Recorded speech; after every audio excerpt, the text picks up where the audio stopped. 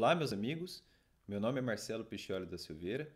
Este é o Falando de Processo 365, um projeto da Associação Brasileira de Direito Processual, a ABDPRO, coordenado pelo meu querido amigo Antônio Carvalho. Eu decidi falar um pouquinho sobre o incidente de desconsideração da personalidade jurídica. Basicamente, eu vou responder nesse vídeo aqui a seguinte pergunta: o que levou os processualistas e o novo Código de Processo Civil a criar essa importante figura entre nós? Basicamente, no direito material, e eu citaria aqui o direito civil e o direito empresarial, a desconsideração em si já era muito conhecida entre nós e já muito estudada pela doutrina de direito material. Eu citaria aqui o pioneiro estudo de Rubens Requião, um professor de direito comercial aqui do Paraná, que fomentou essa discussão entre nós e que acabou desencadeando, só para exemplificar, a criação desse instituto em importantes leis como o Código de Defesa do Consumidor e o Código Civil de 2002. Mas não só nessas leis. Eu citaria aqui uma lei não tão conhecida, a de número 9847, de 1999, cujo parágrafo 3º do artigo 18 autoriza que a personalidade jurídica pode ser desconsiderada sempre que a sociedade constituir obstáculo ao ressarcimento de prejuízos causados ao abastecimento nacional de combustíveis ou ao Sistema Nacional de Estoques de Combustíveis. Essa lei é um tanto peculiar e não tão mencionada na doutrina, mas ela mostra e prova como em direito material, repito, a desconsideração da personalidade jurídica já é mesmo um assunto muito bem desenvolvido entre nós. O problema estava no processo, no procedimento. Por quê? Como se sabe, é garantia constitucional de todos o contraditório, a ampla defesa e o devido processo legal. Antes de se afetar o patrimônio do sócio, ele tem o direito de se defender.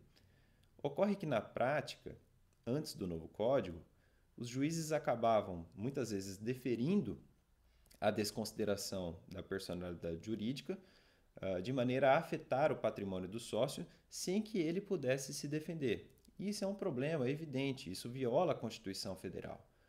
E os processualistas não podiam encontrar uma oportunidade melhor, senão a do novo Código de Processo Civil, para resolver esse problema.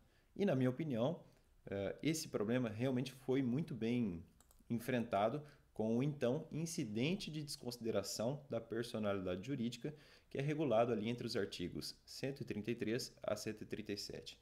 Não vou ficar lendo a lei aqui com vocês. Sugiro que, evidentemente, que leiam esses dispositivos, mas eu destacaria aqui o seguinte. Primeiro, o manejo do incidente é um ato jurídico estrito sensu, com o efeito de suspender o processo. Então, quando alguém pedir pelo incidente a desconsideração da personalidade jurídica de uma sociedade, o processo, seja um processo de execução ou seja um processo mesmo de conhecimento, ele será suspenso, certo?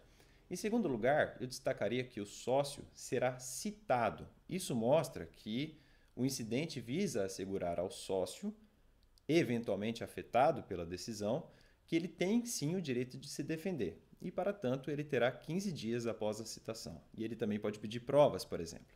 Em terceiro lugar, eu destacaria que o novo Código de Processo Civil autoriza a desconsideração da personalidade jurídica via incidente, também na interessante situação chamada pela doutrina de desconsideração inversa, muito famosa lá no direito de família. Legal? Basicamente é isso.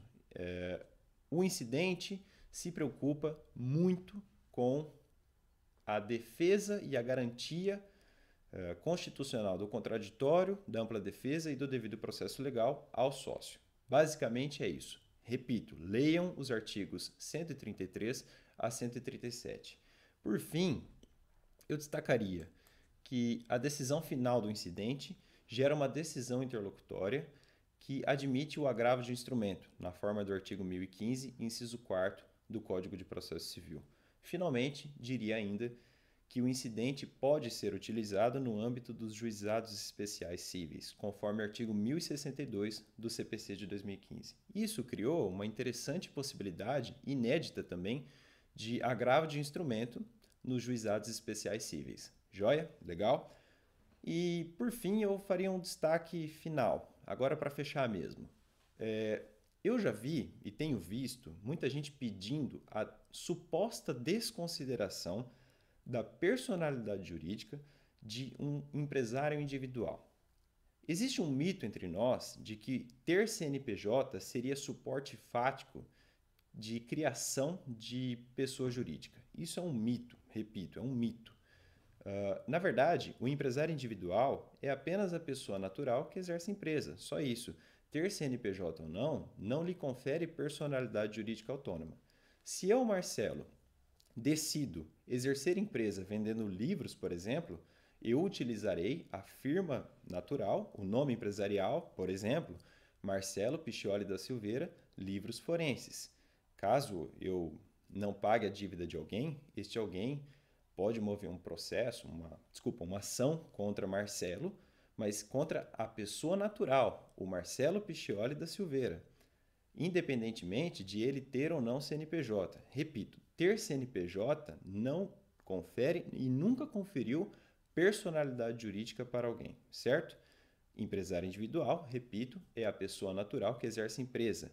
Quem responde, o patrimônio que responde, é o da pessoa natural que exerce empresa. No exemplo que eu dei, eu mesmo, o Marcelo Piccioli da Silveira. O fato de eu ter CNPJ, reitero, nunca me conferiu uma personalidade jurídica autônoma. Então, não peçam vocês a desconsideração da personalidade jurídica de um empresário individual, até porque a única personalidade jurídica aí existente é a da própria pessoa natural. Joia? Eu espero que vocês tenham gostado e eu digo finalmente e novamente para que vocês leiam os artigos 133 a 137 do novo Código de Processo Civil. Fica muito fácil entender depois dessas explicações. Na verdade, seria muito fácil entender apenas lendo isoladamente a lei seca, como dizem. Mas depois que a gente entende por que o Instituto foi criado, acho que fica um pouquinho mais fácil de compreender as razões de sua existência. Joia? Espero que vocês tenham gostado, pessoal. Tchau!